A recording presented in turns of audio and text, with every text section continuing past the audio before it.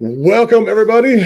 We are here with Indie Game Business. I am Jay Powell, CEO of Powell Group, and I've got with me Fernando Rizo, Hello. who's the CEO of Modern Wolf. And so today we're going to be talking about the state of indie game publishing and all the questions that you all have and questions that I have, because I basically just use this podcast to provide information out of people every week.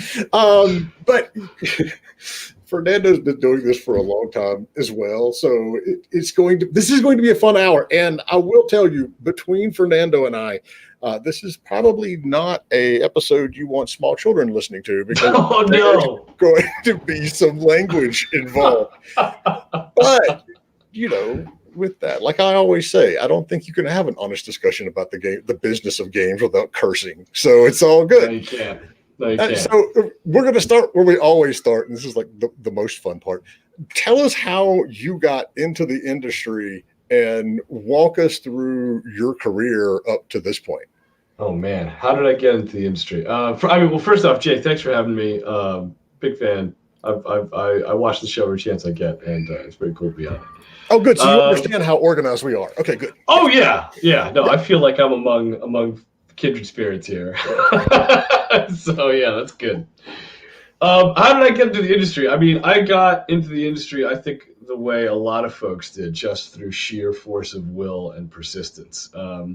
I started out in advertising and PR. I worked for agencies in New York and London. Anybody who's worked in big agency advertising or PR knows that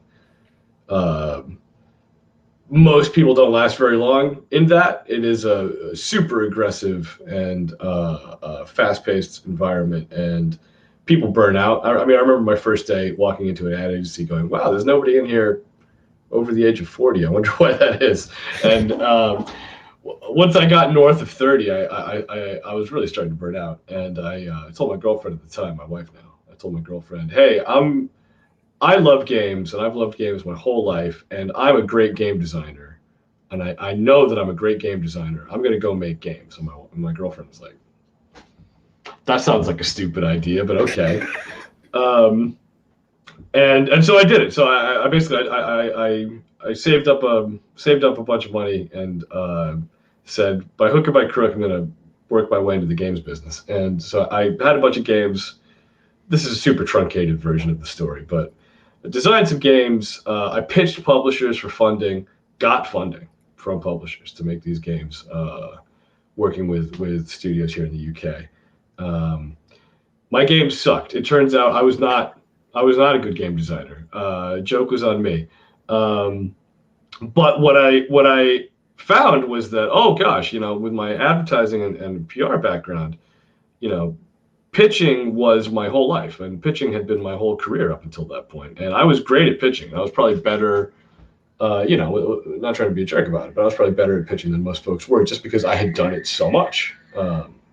And so I had a reasonably unique skill set, I think, in the games industry. And so I took that and said, okay, if I'm not a game designer, maybe I'm supposed to be doing this. And so I worked for years with indie studios here in Europe and back home in the States, and kind of all over the world, really, doing business development, helping them find publishing deals, working with all sorts of different folks, and also doing marketing, doing PR help here and there. And I did that for a long time.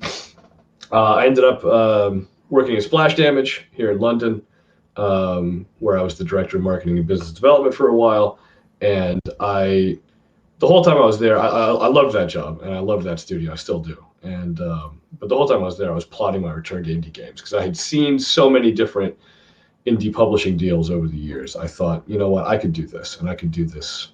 I could maybe do this better, because, and now I've been talking for 10 years, but the reason I started Modern Wolf was because I thought I could create a competitive advantage out of treating devs like people, and treating devs well, and trying to create long-lasting repeat relationships with devs. Because the thing that I saw was that there are a lot of great indie publishers, but there are also a lot of kind of predatory ones that sort of treat devs as interchangeable cogs and just crank them out.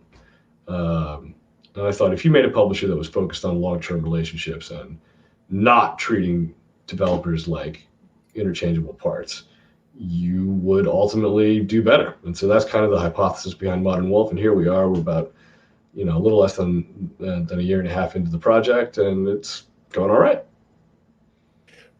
A year and a half, that's like an eternity in the game industry. So yeah, but I mean, that's what a lot of us did when we got started. It's like, okay, I can, because I was the same way. It's like, oh, I can design a game, and I did design some games.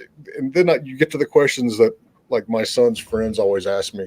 It's like, oh, what games have you worked on that I would know? And I'm like, not a damn one. There's you're not going to recognize anything that I've been a part of. That's game development. But you get into it because you have a passion for it. And so that was going to be my next question. It's like, how did a U.S. Marine end up in London? But I guess you moved over when you were doing splash damage, or? No. I moved over when I was still in PR. I mean, I was in the Marines when I was a kid, from when I was 19 to when I was 24, just because I went to university for a semester when I was 18, like everybody else. And I went to class twice. And, basically I smoked pot and played GoldenEye, and did not go to class. And at the end of that semester, my dean was like, why are you here? Do not come back. So I was like, okay, I kind of made the first sort of mature realization of my life up until that point. And I said, okay, I'm not ready for college.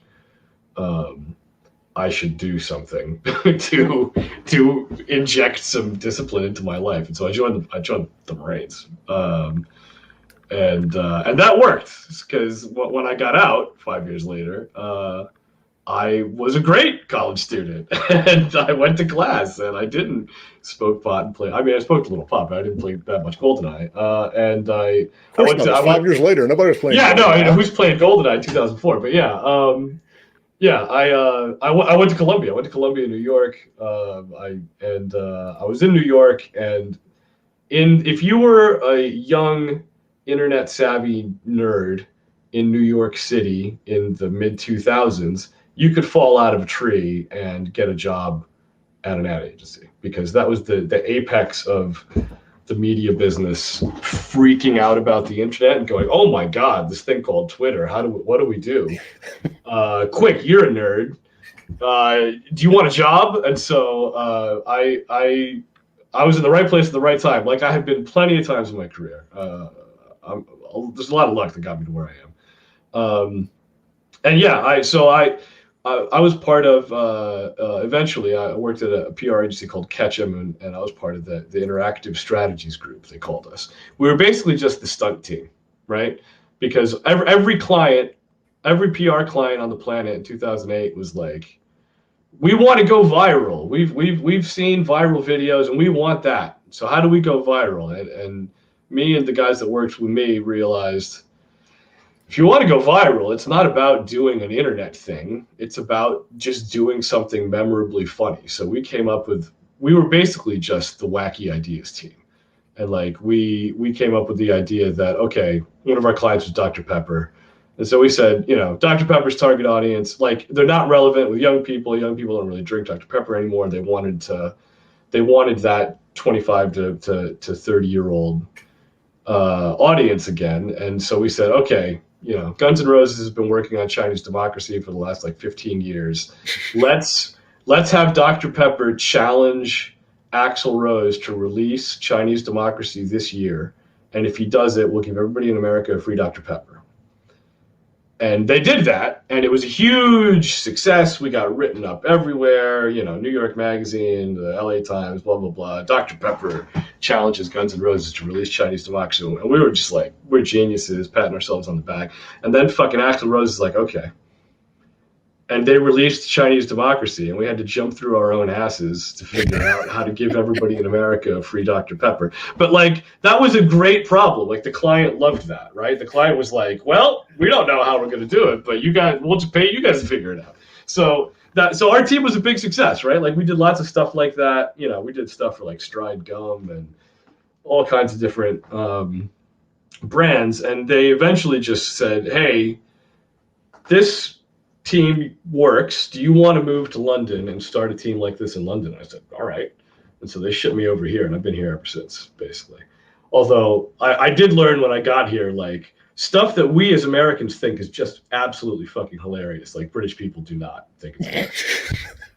And like, given that my whole career was built around, here's a fucking funny idea. I got here to London and I'm like, okay, we're gonna, I don't know, we're gonna put up a picture of the Queen and encourage people to like throw fucking fruit at it. Oh yeah, that'll go great. That's yeah, like every idea I had, like my British clients were like, oh no, I don't think so.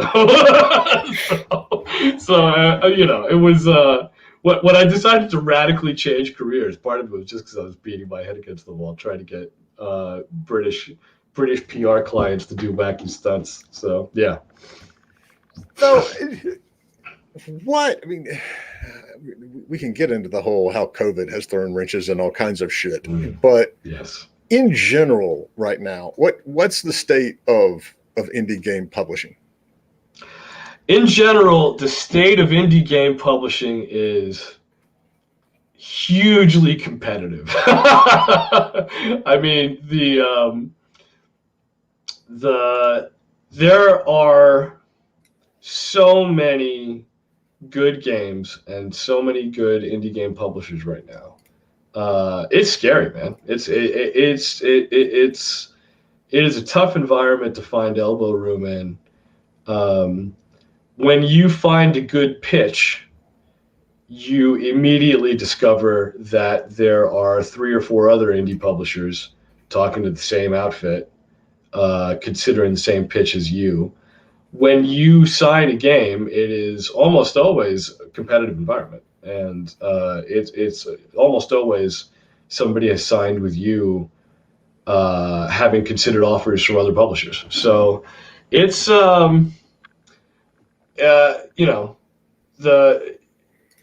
if you get the ICO Partners Steam newsletter, and if you don't, you should. The ICO Partners Steam newsletter has a nice little inventory of how many games came out on Steam last week, every week.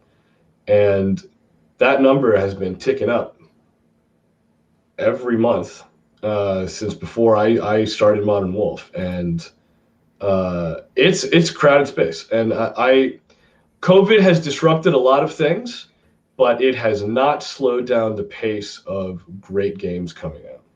And it's exciting to me as someone who likes games, and someone who likes playing.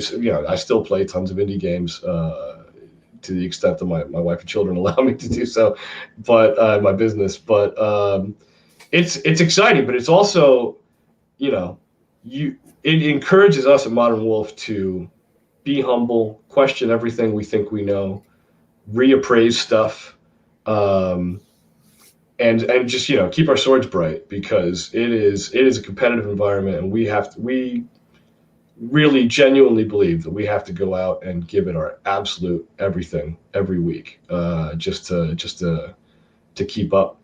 It's tough. So I mean, and that's interesting because we often talk about how competitive it is out there for developers, but it's interesting to get that feedback that's the same way on your side. And we've got some publishers that we're talking to are seeing 100 games a week being submitted to them. Yep. And that's crazy. I mean, it's crazy. It's absolutely nuts. And so, I mean, that's going to get into, so our first question here is from John Henley Montreal on Twitch. John. When meeting a new dev for a publishing opportunity, what is the minimum amount of material or work that you expect to see? So I'm gonna answer this in a way that's gonna make me sound like a real elitist asshole, but okay, that's good. I'm gonna give it to you super straight. It depends on who you are. It depends on what your track record is, right?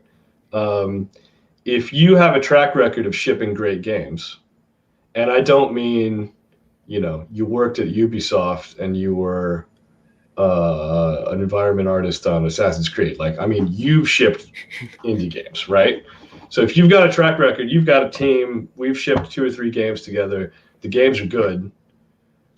I don't need to see that much, right? And if it's somebody I've got a relationship with, I'll look at a paper pitch, where it's just a slide deck and maybe it's a rip-o-matic type video. If you're coming into it cold and you're pitching a publisher you've never met, and or you don't have a track record of shipping great games, then I think you should expect to have to bring a prototype. Because if you're pitching me, if I don't know you and I can't look at your back catalog and go, okay, this guy knows what he's doing, I want to play it and I want to prove that it's fun before I sign it. That doesn't mean I'm not happy to see a paper pitch. We'll look at a paper pitch from anybody, but we definitely won't put ink on paper until we played it, if it's not somebody with a good track record. Yeah, and so we actually had this come up in the Discord this week. Hold on, let me flip up here real quick and find it. Someone was asking what stage they should be going, and then so we answered it. That's the beauty. For those of you who aren't on our Discord server, we've got like nearly 2,000 industry professionals on there. Everybody from developers just coming out of school to reps from Nintendo and Microsoft and all those folks. And so I'll pose, it's going to be a long question. I'll go ahead and tell you. But anyway, he asked, I'm interested in approaching publishers and investors to fund the game I'm developing as a solo dev. The funds would be to build a small team and complete the game and support it with continued development after release. I've come up with a plan with the main things I need to do to be ready to pitch. This is 1, get the game designed, 2, proof of concept, tech demo, trailer. That's what they're working on right now. 3 would be gameplay, mock-up screenshots. 4 is production and timeline, budget estimates, that sort of stuff. Yeah. Then pitch deck, slide presentation, game mock-up trailer, game prototype demo, vertical slice demo. So he says, ideally, I should start pitching to publishers as early as the pitch deck slide presentation, but definitely by the prototype demo and the vertical demo. Is that plan accurate right now? And I'll tell you what I think later, but I'm going to let you go out on that plan. How's that limb feeling, Jay? I think so. That sounds like a lot. That sounds like a lot of stuff. That sounds like a lot of work. I'm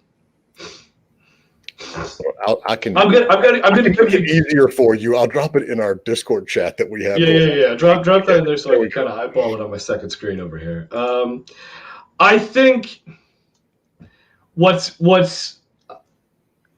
interesting to me is that about that problem, right?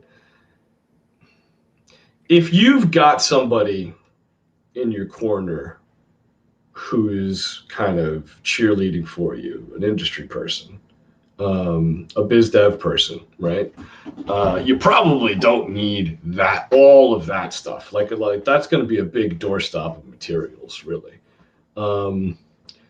If you've got a prototype, so I'm assuming that this guy's coming in cold and it's his first game, and so he's a solo dev that wants to build a team.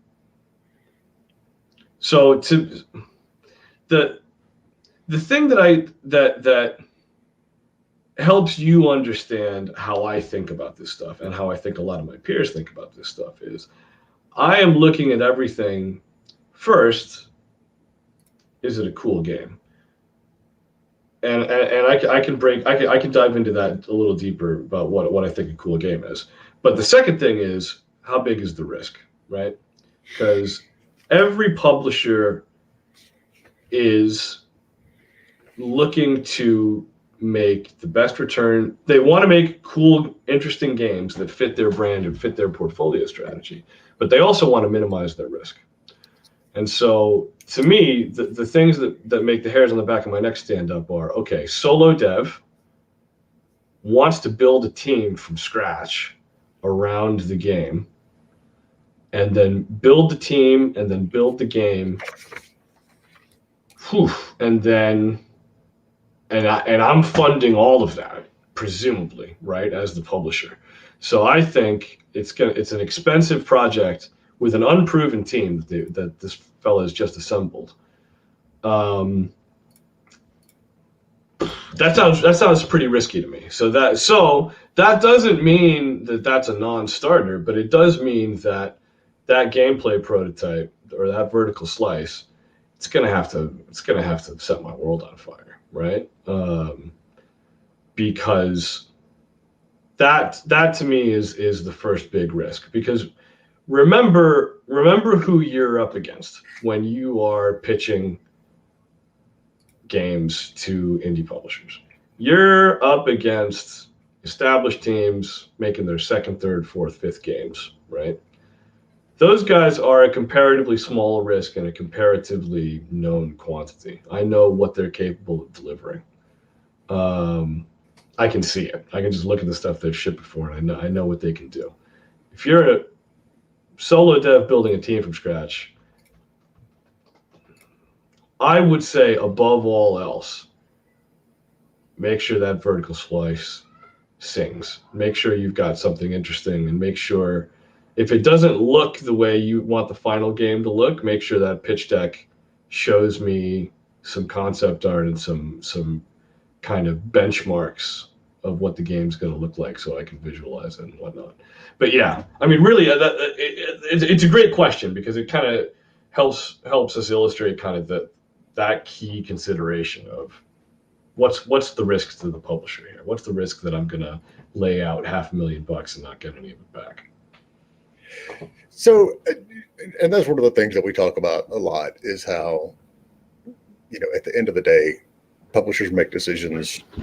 One, those of us who do this because we love games, we are going to make decisions based on, okay, do we actually enjoy playing this? But two, it is a major exercise in risk aversion. Yes. And that question is something that comes up quite a bit. And, we've got a team that I know that I believe heavily in, and they're probably listening right now. So I'm not going to completely call you out, John. I want you to hear from Fernando here. I mean, they're going into a genre that they're extremely passionate about, but it is also a very competitive genre. And their initial budget is almost $2 million. But the first game, all the same stuff. And so, that's what we tell them a lot. It's like, you just have to realize. They're like, well, is our budget too big? And I'm like, your budget is what your budget is. That's if you planned it correctly, you're not going to get a better situation by saying, oh, okay, we're going to take a $2 million and turn it $2 million project and turn it into a $650,000 project, because that's not going to fly. But it's a matter of, how do you lessen that risk to the publisher? Yep. Absolutely right. I mean, the other side of the coin to that, right? Because I just sort of laid out quite a pessimistic case for why. I refer to it as cynical, not cynical. Yeah, it's cynical, right? But it's also, no publisher is going to do great. And going back to what we were talking about before, right? There were 220 new games on Steam last week. Last week. 220 new games on Steam. So if you want to break out, even if you're the best publisher in the world with the best marketing operation in the world, and by the way, our marketing operation is great, but even if you're the best publisher in the world, right? That's obviously us.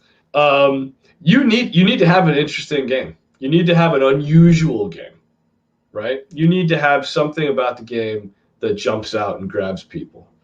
And that does mean taking risks, right? Like, there's games in our portfolio that are genre combinations I had never played before and had never even seen or heard of before.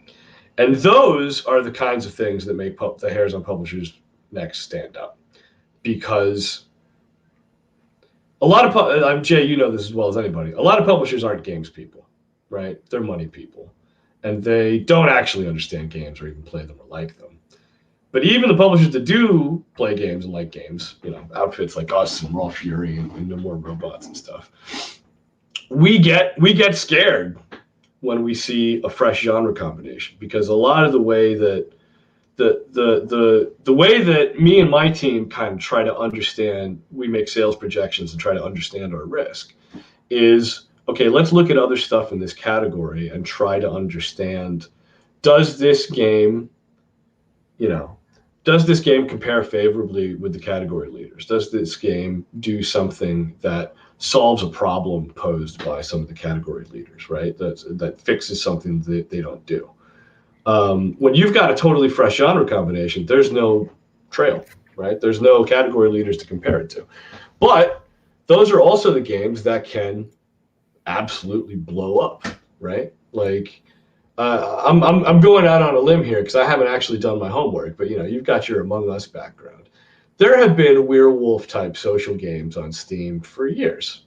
Yeah. And I don't think any of them have ever been a proper breakout hit before. And Among Us is actually a great case study because the game came out 2 years ago and it didn't blow up until now. But even if it was a brand new game that was just released last week, right? I promise you there are a bunch of publishers right now looking for werewolf game pitches because they want to do a fast follow on Among Us. And one of those will work, right? The rest of them won't. But yeah. Among Us is one of those things that, to an indie developer, it's both glorious and dreadful. Yeah. Because on one hand, from the business side, I tell people consistently, look, if you launch and it doesn't take, don't sit and slam your face against the wall and try to make it take. Be iterative, put out something else. And now we've got a game that's 2-3 years old and is all of a sudden exploded into God knows what. And it's and sometimes the big hit is the game that breaks all of those rules, right? Yeah. Like the one that I still beat my head into the wall about is Plague Inc., right? Like, Plague Inc. is probably, by some metrics, probably the most popular game of all time, right? Like, find me a phone that hasn't had Plague Inc. installed on it, and the PC version, which was excellent, also sold really well. Okay, wait a second. I've never heard of this. Oh, you never heard of Plague Inc.? Oh my God, bro! So Plague Inc. is it is a game where you're a virus or a bacteria, and you get DNA points every once in a while to evolve your virus, and your goal is to wipe out humanity, infect the world, and kill them. It's give me, spell the name. Play what? Plague. Plague. Oh, Plague. Oh, okay. Yeah. I'm sorry. Yes, I do have that on my phone. I thought you said Plague Inc. Like, and I was like, like, yeah. Oh, right. Sorry, Plague. No, I've played that quite a bit, and I still haven't won. So it's hard, but like Plague Inc., it's barely a game, right? You spend most of your time staring at the screen waiting for shit to happen. If somebody pitched me Plague Inc. today, right, like, and it didn't exist, I would say no to it. I'd be like, this isn't a game. It's mostly downtime. The player doesn't do it. About the entire idle game genre, I don't understand. It's like, I know they make tons of money.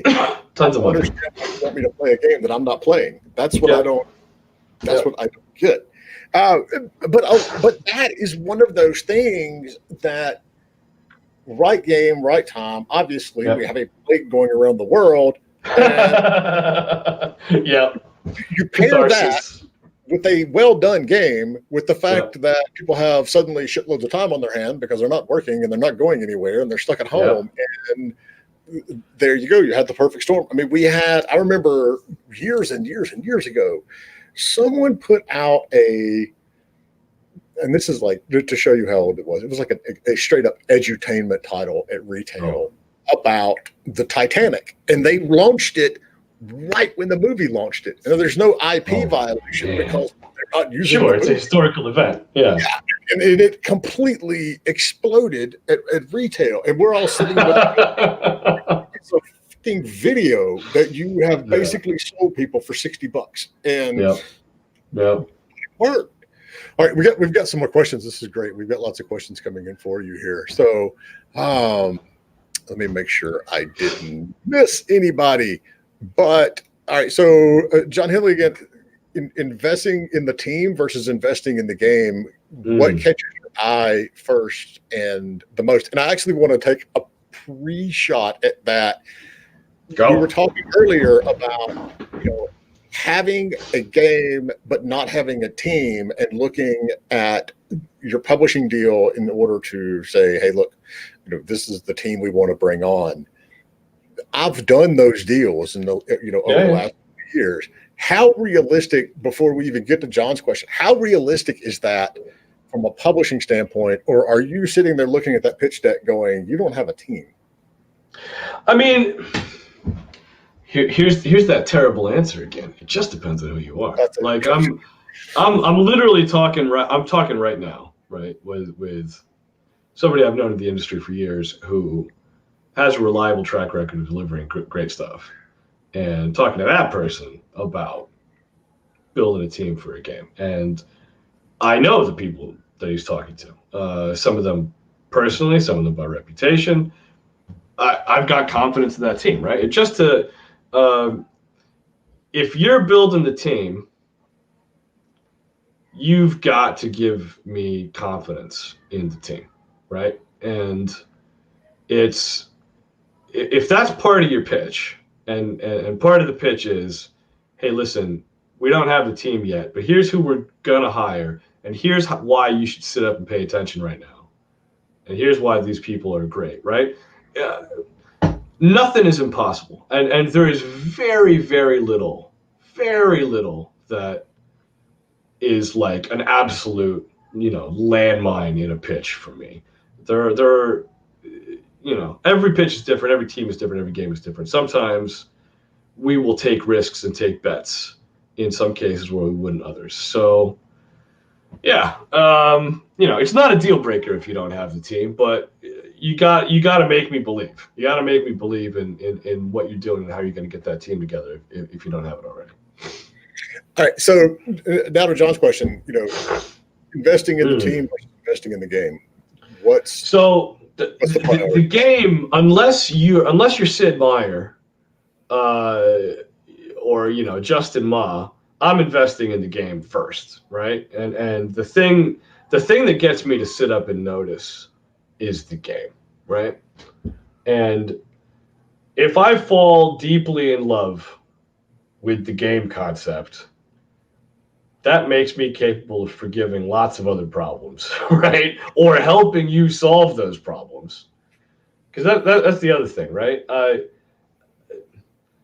I don't know a single publisher, and publishers all talk, and publishers all more or less know each other. I don't know a single publisher that isn't capable or willing or ready to reach across the table and go, listen, I'm going to help you shore this thing up, right? And a lot of times I'm going to help you shore this thing up, and then I'm going to go send you on to somebody else, because maybe it's not the right pitch for me, but hey, maybe it's perfect for a regular corp, or maybe it's perfect for Raw Fury. I'll introduce you to those guys, right? But it's the game first. Like that. What's that, Jay? Not all publishers are like that, though. That's true. Not all publishers are like that, but a lot of them are.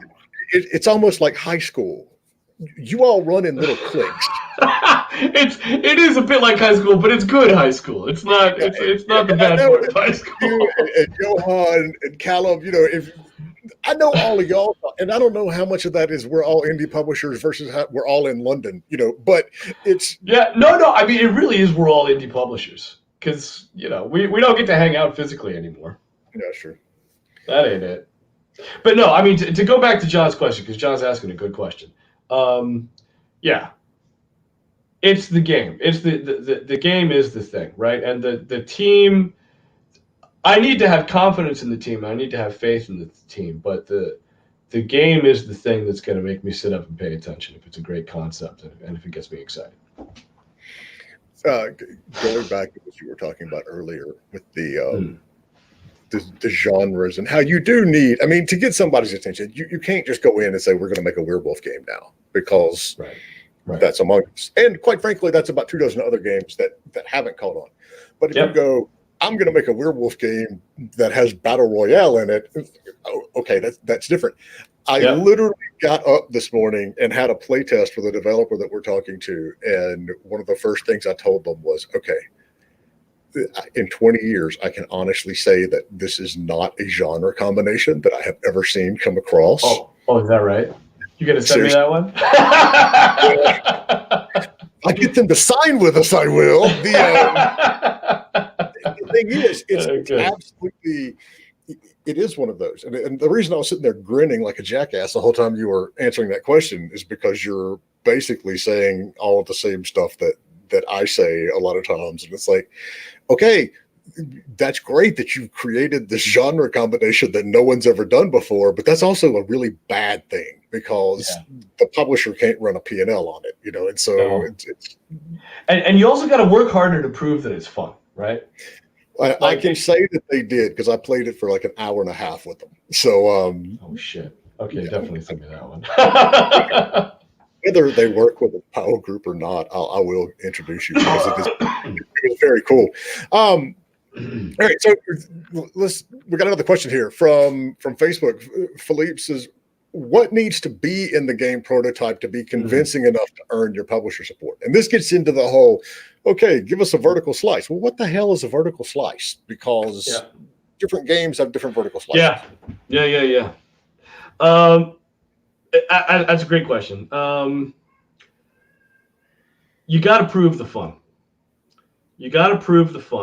It doesn't have to be pretty.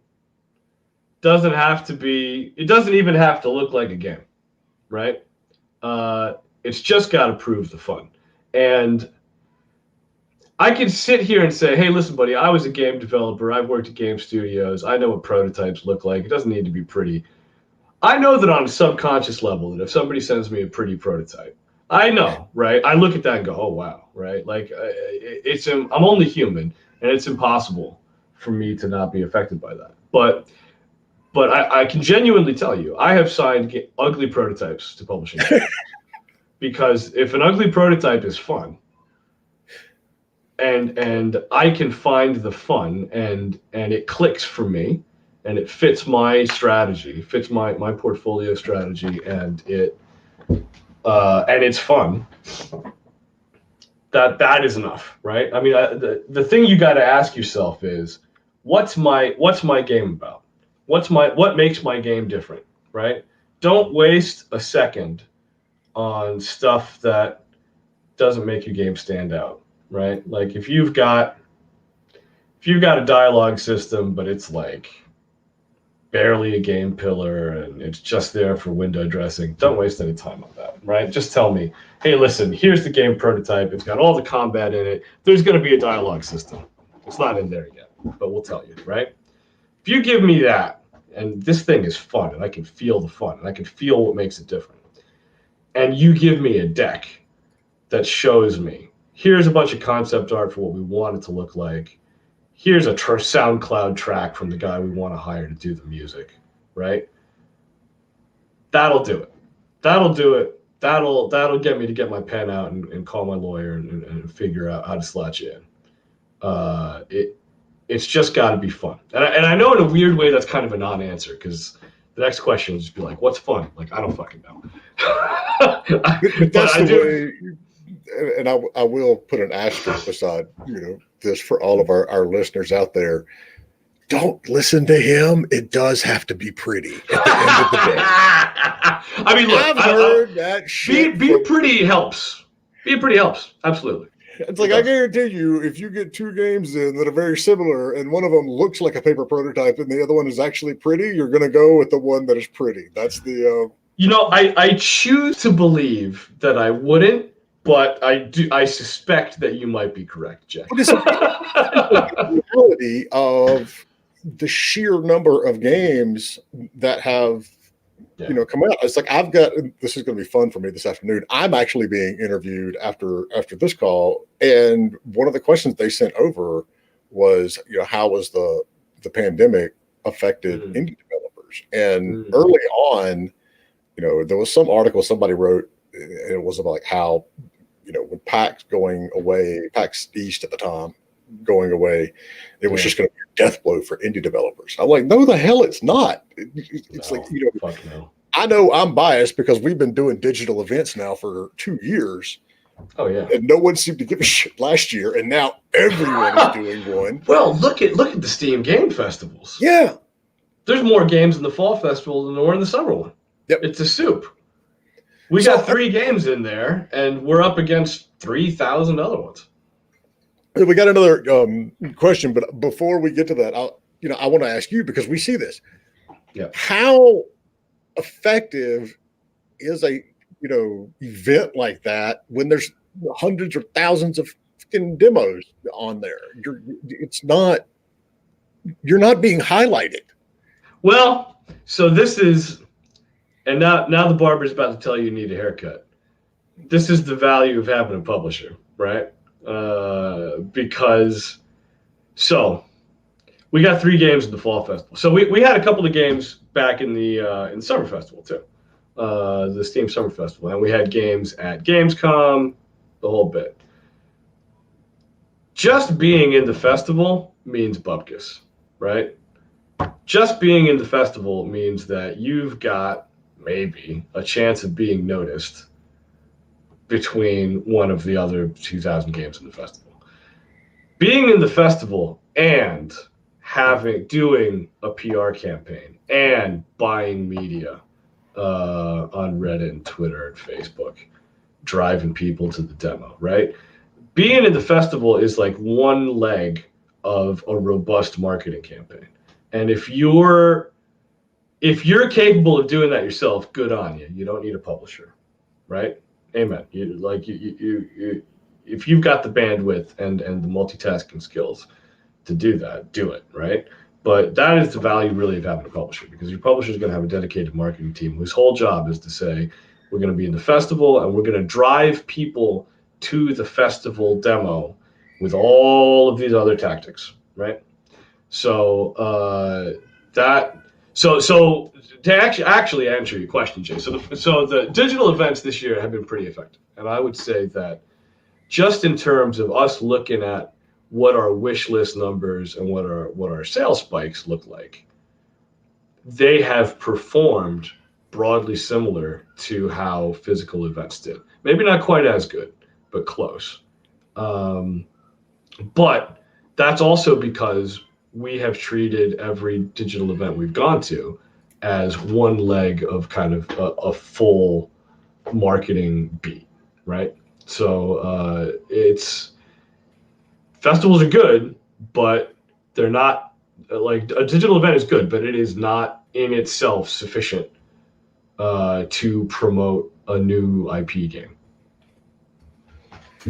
Well, I mean, and Lisa from Facebook just said, an event like the Steam Game Festival is effective only if you built something in the past. Oh, Lisa Fernandos. She makes a wonderful winemaking game that I'm very fond of. I met her at Gamescom last year. Sorry, I'm digressing. Hi, Lisa. But no, I mean, and this is something that, I mean, you're dead right. I mean, and this is a point that we constantly bring up to developers. It's like, you have to start your marketing and building your community at day one, the minute you have a screenshot, and this is why, it's one of those that you have to be ready to push people to somewhere. Yeah. Well, and that is actually where things are getting complex too, because I don't know why my screen is so blurry. Sorry, Jay. You've got autofocus set up on your camera. I guess I do. Indy's here now. And so he could have told you that I can't tell you how to fix it. You probably have a Logitech camera, and I do have a Logitech camera. There's a little thing in the setting thing that you have to go to and fix it. All right, I'll figure that out. But yeah, no, yeah. We have we could do a whole 2-hour, 20-hour thing about marketing. Sometimes it's complex. Your camera with your hand, just put your hand right up close to it. It'll autofocus on it. Oh, I think that worked. Travel Okay. to It does until you take your hand away, and then you Yeah, have well, to- yeah. You've got a really high resolution picture of my hand there. Yes. That's good. Oh, So we've got a lot of good questions here, and I don't want to miss them. yeah. No, let's. I'm going to stop babbling and No, let all right. So more one of the people things that I'm ask going to get you questions. to commit to before this is over is doing a panel at our show in December on this sort of stuff because it is important. Sure. So yeah. what? Sign me up. Nightwolf says, "What's your opinion of how Fall Guys fell when Among Us overtook it? Is Fall Guys luck-based gameplay and hitbox bugs versus Among Us skill-based gameplay? The price tags, cosmetics, the fun. What? This is like this is the $1 billion question. Why is one Boy. going higher than the other right now?" Yeah. I think we might have a little correlation without causality there. I think Among Us doing well is not necessarily a reason that Fall Guys kind of cooled off a bit. I mean, first off, Fall Guys is doing fine, right? Like, Fall Guys hit an extraordinary height when it launched, which is fantastic, and all credit to Mediatonic, who did an amazing. First off, the game's great. It's incredibly polished. It's really fun. It's very unique. They also did a hell of a marketing campaign. Great social media. And they hit an incredible high, and they're not at that high anymore. No game stays there that forever, right? Like, so the idea that Among Us has somehow stolen audience from Fall Guys, maybe it has, but I also think that I suspect that Among Us has actually brought people into the hobby. And I think Fall Guys probably did too. I think there's probably a significant proportion of folks playing both of those games who it's their first game, especially Among Us, because it's free on mobile. There's no barrier to entry on mobile, and I mean, we play Among Us at Modern Wolf a lot, and I played it with a bunch of my friends, a bunch of my non-industry friends, many of whom do not play games for fun, or at least not video games, and a lot of them got into it because we were all playing it. So I think there's a big network effect that is part of the success of those games, but also, yeah, I mean, I do wonder if Fall Guys has PUBG level staying power, just because the game is rather simple and there isn't a huge amount of depth. But I don't know if that's necessarily a bad thing. I think it's a game that people are going to dip into and dip out of a lot, and I think there's going to be a healthy player base for it for a long time. So the game's doing great, and I don't necessarily ascribe its decline, if you want to call it that, to Among Us. I mean, it's in some ways because they're getting ready to start season 2. You see the same trend in Fortnite or any game that has a season. Yeah. Toward the end of it, people start falling off. This goes back to World of Warcraft. Yeah, it's like, absolutely. Once you play it for weeks or months, you get like a little and then when they drop a new season, all of a sudden there's new shit to do, and you jump in and you go with it at that point. So I think that has a bit of it too. But I mean, not take away. I mean, it is a fun game, and absolutely, there is a lot. There's not like there's a meta in Fall Guys. It's like, okay, did you get on the damn seesaw at the right time, or you're going to be in a perpetual loop of falling to your death? Yeah. And so, yeah, but I think part of it too is, there's always new stuff, but we see this, influx. I mean, we've seen it with the quote unquote casual players on Switch. It's like my wife, COVID hit, Animal Crossing came out, Nintendo sold a shit ton of units, and those people are looking for something new, to play. And I think, and you're right? Like, Fall Guys, it doesn't have meta. It's not a game that rewards a lot of thinking and strategizing the way Fortnite, PUBG do. But I wonder if that's not in some way a point in its favor, right? It is. Because if I was going to get back into Fortnite today, and I haven't played Fortnite in a year plus, if I was going to get back into Fortnite today, I have, or better yet, if I was going to get back into Hearthstone today, I have no idea what the meta is. I have no idea what the OP cards are right now, what the OP decks are right now. No clue, because I've been out of the game for a year plus, right? If I got in right now, I would get my ass handed to me, and I probably wouldn't have a great experience. I promise you that if you get into Fall Guys in 6 months, having not touched it, it'll still be Fall Guys, right? Yeah. So I think that might help it. That might help it stick around. Well, here's a good question. It's going to be with Fall Guys, it's going to be a matter of if they can keep it varied and interesting enough. Yes. Because Are the cosmetics going to be enough for that? I wonder. I don't know. I mean, I don't think so. I think it's going to be different stages. There's going to have to be, variation on that side that the players can see. I mean, I know from me playing it, it's like I played it. I still haven't got a damn crown, but I also know that I could log in this afternoon and get a crown. It is that simple. Here's a good question right here from Jack Snow. Would they be able to market a rank ladder or pro play? I don't think as much bitching as you see Fortnite players do and Hearthstone is even worse. Anything that's got random number generation or randomness to it where they can't, focus on a meta or strategy, that it hinders pro play. I mean, I played a lot of Overwatch. I haven't played that in like a year, but I was really damn good with Moira.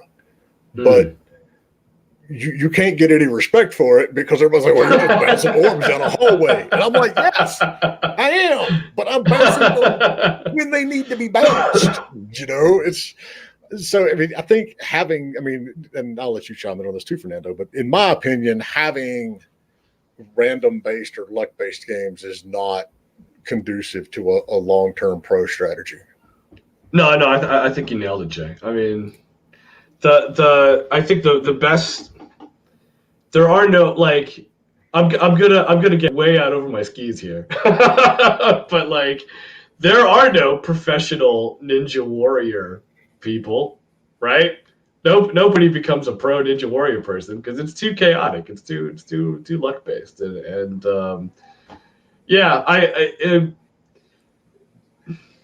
I don't think ranked would work because I don't think you can reliably be good at the game. And maybe that's just old man sour grapes because I suck at it. But yeah, and that again, I don't think that's necessarily a knock on the game. I don't think that's necessarily a knock on its viability as a commercial product and having staying power. But yeah, ranked, I don't think ranked is it. All right, so I will throw out the devil's advocate on that. It doesn't have I guess it does have a bit of a ranked, but a game that we have seen on a professional level for decades at this point, which has a large RNG aspect to it, Mario Kart. Yeah, I don't know. I think Mario Kart has a skill ceiling. It does. But some asshole can always hit you with a blue shell, right? I mean, we had fights break out in college. Now, granted, this was like the N64 version. Honest to God, fights in a dorm room because somebody blue shelled somebody right at the start finish line. And it's not a game that Americans are ever going to love because it doesn't jive with our sense of competition, I think, because it has all those levelers in it. Shit, don't get me started on Mario Kart. I could talk for a while about that. We should probably answer some questions. All right, so we got a question that we missed. It was up in here. So Nightwolf on Twitch asked, what would a publisher prefer, a game prototype or a game in early access with streamers? Oh, I would prefer. I mean, this. I've given a lot of equivocal answers tonight, and I've done a lot of maybe this, maybe that. Here is a ice cold answer. I want a game prototype. Really? I would 100% thought you were going in the other direction with that. Nope. No. Because and I'll tell you exactly why. I want your secret unannounced game above all else.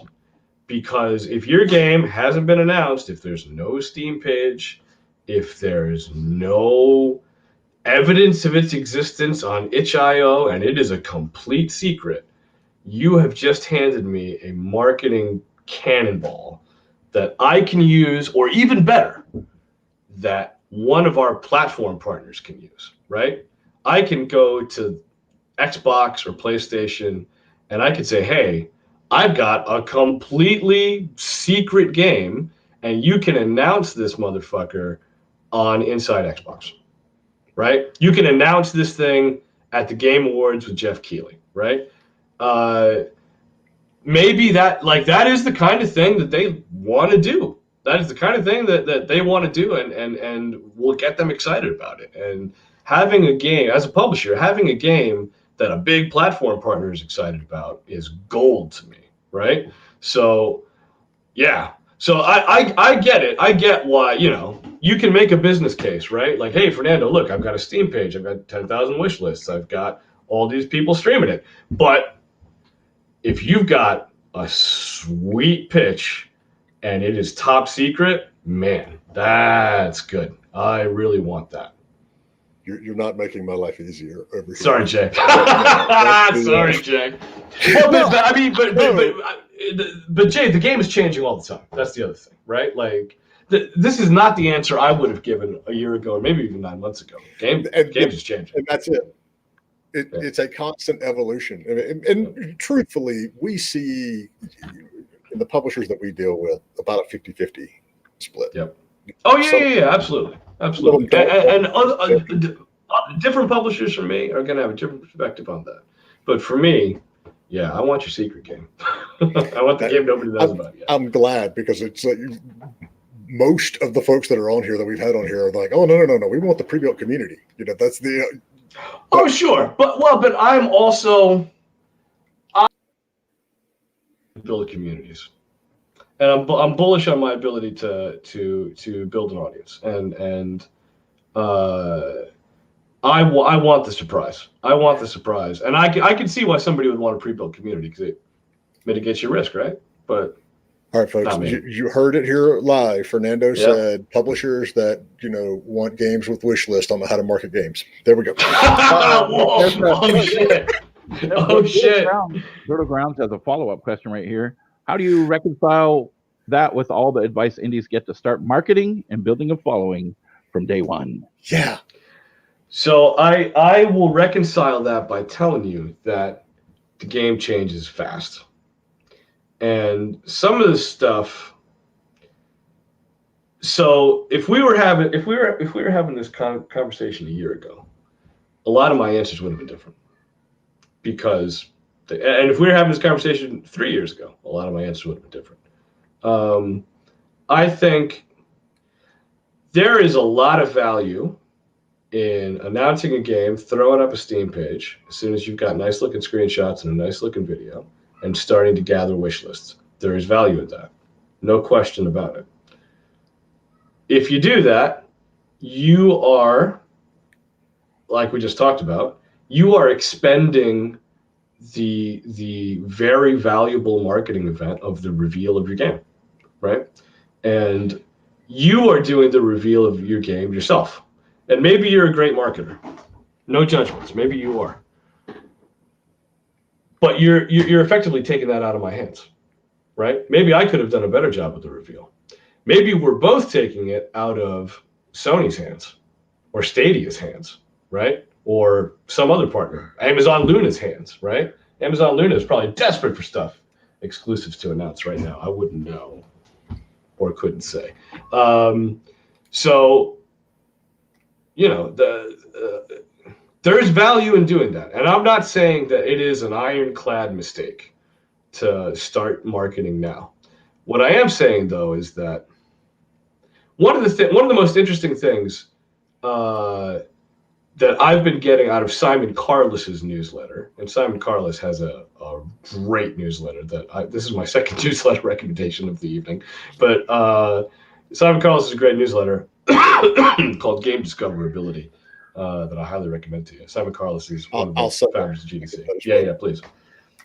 So one of the things Simon has been talking about is looking at data from publishers like No More Robots and saying what's interesting about wishlist conversions lately on Steam is that older wish lists convert at a much lower rate than newer wish lists.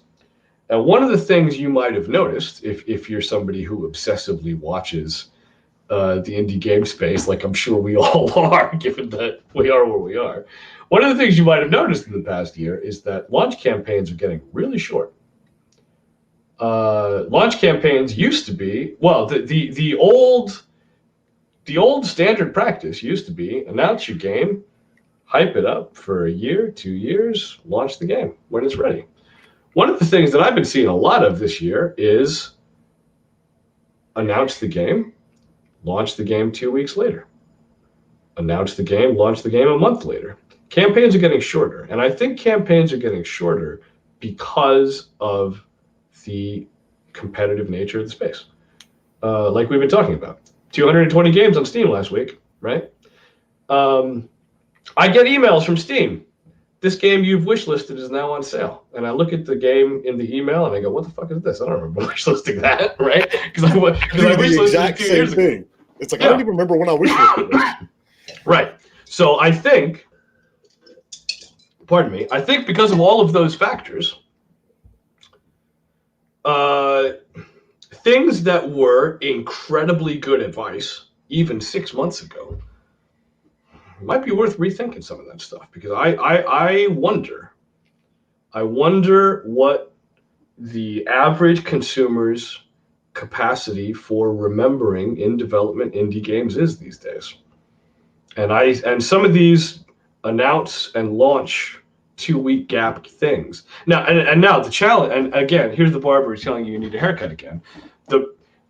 If your takeaway from me saying this is, okay, Rizo says I'm going to announce my indie game myself, and then I'm going to launch it myself 2 weeks later. That is not what I'm saying, right?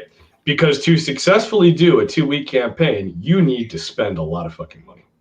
You need to have good PR agencies in every territory. You need to have good influencer agencies in every territory. You need paid media. You need social ads. You need trailers. Like a great example I would show you right now is the Solitaire Conspiracy. So Bithell and Company announced that 2 weeks ago. And they said, this game's coming in 2 weeks. And they proceeded to wallpaper the internet with PR coverage about the game for 2 weeks, right? Even the big boys are doing it, right? When did EA announce Star Wars Squadrons? Like March? Wasn't that long ago. Like that was like less than a 6-month campaign. So yeah, so I think I've been talking that for 100 years, but I think my basic hypothesis here is there are now so many games for sale, so many good games for sale, that the average consumer, even the obsessed consumer like us, can't remember them all. And asking consumers to remember your game, even with external aids like Steam wishlists and whatnot, is a big ask. And so the move is going to be towards shorter campaigns, shorter time between reveal and launch, and that's going to mean marketing is more expensive. Which is ironic. Information, really. I mean, it totally makes sense. And Justin French, he's on LinkedIn. What's up, Justin? Oh, hello, Justin. What about the process for free-to-play titles in comparison to premium? And we got another question talking about the pandemic, but I'll ask that after this. Okay. Hi, Justin. Justin's working on an awesome game called Neuroslicers, by the way, which you should all go wish list on Steam. Justin's one of the people that we refer people to when they're like, what should I start doing about a community? I'm like, go read Justin's blog. I mean, holy shit. Yeah. Yeah. I don't know why Justin's asking me a question. I don't think I have anything to change Justin French. He's smarter than I am. What about the process for free-to-play titles in comparison to premium? I do like getting out over my skis, but I'm not going to do that. I've never really sold a free-to-play game. I worked on one free-to-play game, but I was the guy that killed it. I worked on Dirty Bomb. I was the brand manager on Dirty Bomb for the last 9 months of its life, and my job was to very graciously execute it because it was at the end of its existence. So if you want to know how to kill a free-to-play game, you should ask me. If you want to know how to sell one, I'm not your guy. Well, sometimes it's better to know how not to do something than how to do something. Yeah. Well, or how to kill something well. I think we did a good job. Sunsetting, I believe, is the use. Is that what we're using now? Because that's what I've just been constantly accused of telling people that their babies are ugly. So that's funny. Well, let me ask this pandemic question. Let me find it. It's right up here. How do you think this is from Nick on Facebook? How do you think the end of the pandemic will affect the gaming industry? Oh man, that's Yama from Exola. Hey Yama, how you doing, buddy? How do you think the pandemic will affect the end of the games industry? I mean, I'll tell you what I would love to happen. I would love for there to be a vaccine that works, and I would love for that vaccine. To be put into the public domain, and for the intellectual property rights to that vaccine to be given to all the vaccine makers in the world, and for it to be freely available to everybody on the planet. That's adorable. No. I mean, that's what I want to happen. But I think you read the question. I don't think that's going to happen, unfortunately. I think you read the question backwards. How do you think the end of the pandemic will affect the gaming industry? Phew. I think it's awesome that you think there's going to be an end to the pandemic. Yeah. I mean, I'll tell you what. I mean, if we were talking back in July, I was like, there'll probably be events next year. There'll probably be physical events next year. I don't think there's going to be physical events next year. And I wonder how long it's going to be before physical events are back. I would love for them to happen in 2022. I think they probably will, based on nothing, because I'm not a fucking epidemiologist. But I'm not talking about Fernando. The president said we're going to have like a vaccine next week. So. Oh yeah, and let me tell you, if there's one guy you should trust, it's the fucking president. So yeah. Where we're at, it's freaking blowing up. There was a McDonald's that's right down the road from me, and they said there was 22 cases that they discovered. Holy shit! Wow. I mean, Oregon is now it's insane here. It went from just a couple cases a day to now a bunch. So yeah. No, I mean it seems like it's bad everywhere. Even the countries that have their shit together, it seems like it's coming back. I don't know. I think, and I don't want to be ghoulish, but I think the pandemic was probably, if you had games on Steam already when the pandemic came out, I think you did all right. I think game sales went up, and I think anecdotally, talking to other folks, I think a lot of folks saw a reasonable increase in sales, and some folks I know saw very significant increases in sales. So I think if you already had games up on Steam or on other platforms, when lockdown started, I think you did well. And I think, at the risk of tempting the wrath of Zeus, I think the pandemic on the whole is probably good for the games industry. Well, I think it has to. As sad as that is to say, I agree. Yeah. I mean, I think sales are probably up. I think there's probably new people in the hobby that weren't there a year ago. Our jobs are relatively straightforward to do remotely. Guys like me who are used to getting on a plane every month and going to an industry event are sad that the industry events are gone, because I liked getting on planes, and I like going as well. But I mean, to be blunt, the entire reason this show exists is because back in 2017, I was like, I got on too many damn airplanes and I don't want to do it. No, well, I was slowly getting there myself, right? But I also think that is a net positive for the industry, because not everybody can afford to get on a plane and go do a physical face-to-face pitch at Gamescom. And I think it's probably democratizing that these events are happening digitally. And, I went to Digital Dragons a couple of weeks ago and saw pitches from folks who I probably would never have seen their pitch if Digital Dragons had been physical. So I think that's good. I mean, I think if we can get away from the self-pity, I miss events and I miss human contact aspect of things, I think the pandemic is probably a net positive for the games business. And I don't say that to minimize the incredible number of deaths and the enormous amount of suffering and the friction that's been injected into the economy, all of that fucking sucks. And I don't think anybody would choose that. But I mean, you're absolutely right, John. I mean, the pandemic is awful, but we are lucky to be in this business because we've come off better than most. And if we were in the musical theater business, this would be a very different podcast. So, well, I mean, there would be more singing if this was a musical theater. My wife worked at a theme park, and yeah, that's been gone. Yeah. So we're lucky, man. We're lucky, and we can keep working, and I don't take that for granted ever, personally. When I'm answering a question. So Nightwolf had another one though. For devs who made games before this announce them release quickly sounds doable, but what about the first time game publish / pitch devs? If this is their first game, would they be able? Aren't they going to be heavily reliant on the publisher, and are they incapable of self-publishing? So I don't. Jay, have you ever told the story about the B-17 armor study on this show? I don't even know what that is. Okay. So it's a story about survivorship bias. So the Air Force, the Army Air Force at the time, back in World War II, they wanted to improve the survivability of B-17s. So, or maybe it was B-24s. I don't know. Bombers, but World War II bombers, right? They wanted to improve big, slow airplanes that are big targets. Big, slow airplanes are big targets, right? So they started looking at planes that came back, and they said, okay, there's battle damage here, there's battle damage here, there's battle damage here. Let's start putting armor in those areas because those are the areas where the planes get shot. So the Army Air Force put out an order, and those planes were now armored, more heavily armored in those areas that had bullet holes in them. The survivability rate did not increase. And the reason that the survivability rate did not increase, some bright spot realized, like, holy shit, we are looking at the planes that came back.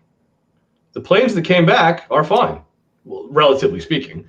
What we should be doing is armoring the areas where there isn't battle damage. Because if you got shot in that area and your plane fucking crashed, you didn't come back, and we can't do an analysis.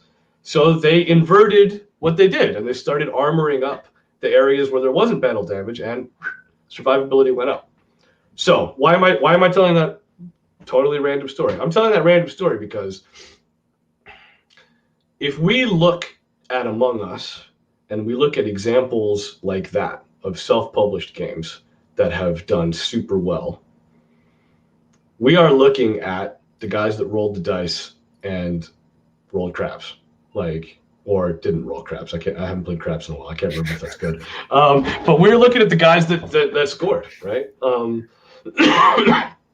You should take lessons from the winners, but don't be careful of taking too many.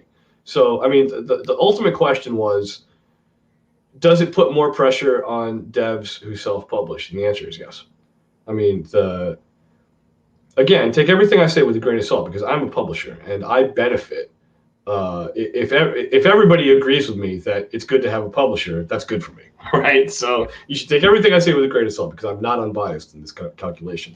But I genuinely believe that in this environment where there are 220 games on Steam last week and there's going to be 230 games on Steam this week, in that environment, yeah, you want a publisher. And if the thing that I was talking about a few minutes ago that this gentleman asked about, if that is going to become standard operating procedure, the 2-week campaign, the 2-week high-intensity campaign, yeah.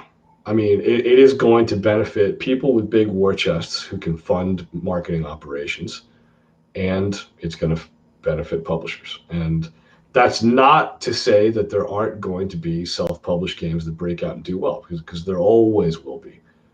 The question is, what strategy is more likely to work for you? And having a big marketing budget to make that 2-week campaign sing, you want that one way or another. And there's other ways to get it. You don't necessarily need a publisher, right? You can go to a fund like Kowloon Knights and tell them I'm gonna, go to Kowloon and tell them I'm gonna hire a Western Europe, an Eastern Europe, and a US PR agency, and I'm gonna hire 2 influencer agencies, and we're gonna do all of this, and I'll manage it. Just give me the money. And if Kowloon gives you the money, you're in business. But yeah, I think people benefit from having publishers these days. I really do. I agree. When we get that question, my answer is always, have you published a game before? Yeah. And if you have, and it doesn't necessarily mean you have to have published a successful, because like you said, you now know where your airplane is getting shot, even though it didn't make it back across the channel. Yeah. The reality is right now, we see this cycle all the time. I mean, for years, we see it. You don't need a publisher, and then people start getting a publisher. And then it's like, okay, now we need a publisher. And then inevitably, in another year or two, something's going to change. And people are like, oh, well, I don't need a publisher anymore. And we're going to do this cycle over and over and over like we've done for the last 30 years. Yeah. All right. So this is awesome. And I've got a hard stop coming up in about 10 minutes. So I'm not, cutting us off completely here. I'm just giving you, those who are out there listening and watching, if you've got a question for Fernando, get it in quick because we are running on the end of time here. Had a question come in from Periscope for Twitter, or I don't really understand the difference between the two anyway. Whatever. I'm just happy someone is watching us on Periscope. So, Story Arcana says, if a game is going through major design changes, is it a bad time to pitch it? Okay, good. This is another one where I can give a nice, clear, unequivocal answer. Yes. Yes, that is a bad time to pitch the game. If there's one thing for sure, right? And not every publisher thinks like me, so apply the usual sort of caveats. I don't want to design your game for you, and you don't want me to design your game for you either, right? I'm going to give you tons of feedback. My team's going to give you tons of feedback. We're going to give you lots of ideas, but at the end of the day, it's your game. And what we're investing in is you and your game and the vision that you sold us on. So you better know what the hell the game is before you pitch me. Because if your city builder turns into a coming of age visual novel midway through development, I'm not going to love that. So yeah, that's definitely a bad time to pitch the game. All right, so I'll follow up with that with a question that we get a lot. What about developers that come to you and say, this is the game we want to make, versus the ones that say, we've got 3 in early production. Which one do you want? Oh, I want the first one. I want the first one. Yeah. No, I mean, I don't think it is a great stratagem to rock up to a publisher with 3 different pitches, because what I want the game that you're excited to make. And if you're going to sell me and you're going to get me fucking pumped to help you make that game, for us to make that game together and market it together and make it a hit, I want you to be all in on that idea, because I'm going to be all in on that idea. And I'm devoting years of people's time and lots of money to helping you do it. I'm all in. So I want you to come to me with one idea. I don't want to see a salad bar of potential concepts. I could do that, right? That's not what I want. I want the thing that you're excited to make and the team's excited to make and everybody's bought into the vision. That's what I want. So our good friend Liam just joined us, and no one authorized you to be sleeping, Liam. I know you work ungodly random hours, but how dare you go to sleep during our... So for those of you who do not know, Liam and Tom and Indie Game Lover are the folks behind the Pitch Your Game phenomenon on Twitch. Twitch, on Twitter. And so if you don't follow it, it's fantastic. Once a month, basically the hashtag starts trending everywhere because developers are challenged to pitch their game either to a consumer or to a publisher in a tweet. So again, you've already got dozens, if not hundreds of games coming at you. And now here's, I don't know what the stat, but their stats are ridiculous on how many pitches get thrown out in there. Yeah, it's a lot. How has that changed? What are you looking for? I mean, how does, like you said, it's become a lot more democratized. How has that changed your job as an acquisitions person? Yeah, I mean, I'm grateful to Liam.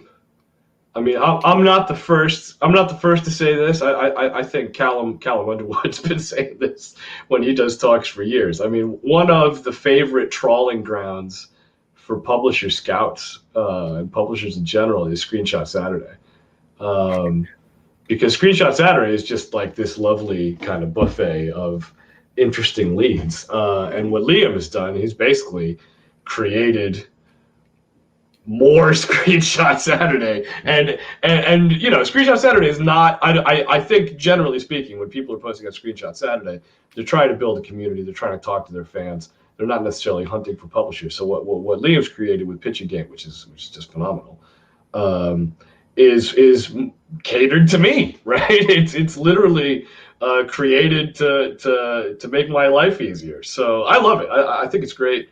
The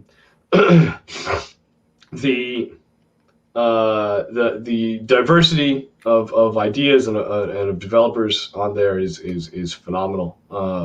I'm a big fan of what he's doing. So yeah, I think it's great, and I think if you are inclined to participate in Pitch a Game, and you're not trying to keep your super secret pitch, so you can send me the super secret pitch, which is great. but if you are, out there sharing it with folks, absolutely get involved with stuff like that, because that is a great way to get eyeballs and get visibility. So there you have it. Fernando says, don't talk to anybody about your game until it comes time for the pitching game. And then he's trolling Twitter just like the rest of us are.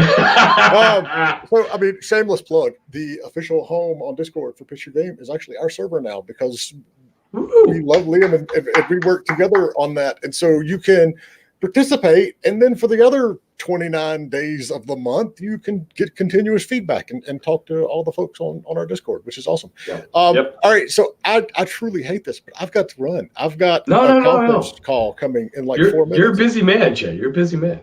All right, so I'm going to pin you down on one more thing, and since you were a Marine, this is probably going to be the easiest pitch of my entire life. Indy's 12 Days of Indy is coming up in a few weeks, and it benefits Toys for Tots. And so, does it? Yes. And so we need keys to give away games to raise money for kids. So I'll expect. Say no more. Listen, I will send you keys for Necronator Dead Wrong, which came out of early access in July. I'll send you keys for Astronauts, which launched into early access in September. And I'm going to send you keys because it's Toys for Tots, the Marine Corps' own charity.